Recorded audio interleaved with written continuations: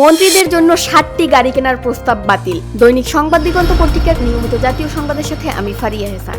আগামী সরকারের মন্ত্রীদের জন্য 60টি গাড়ি কেনার জনপ্রশাসন মন্ত্রণালয়ের প্রস্তাব বাতিল করা হয়েছে বলে জানিয়েছেন অর্থ উপদেষ্টা ডক্টর সালেউদ্দিন আহমেদ। গত 9 সেপ্টেম্বর সচিবালয় সরকারি ক্রয় সংক্রান্ত উপদেষ্টা পরিষদ কমিটির বৈঠক শেষে সাংবাদিকদের তিনি এ তথ্য জানান। তিনি বলেন, আগামী নির্বাচনে দায়িত্ব পালনে মাঠ প্রশাসনের ব্যবহারের জন্য 300 গাড়ি কেনার সিদ্ধান্ত নিয়েছে সরকার। তবে মন্ত্রীদের জন্য গাড়ি কেনার প্রস্তাবটি গ্রহণ করা হয়নি।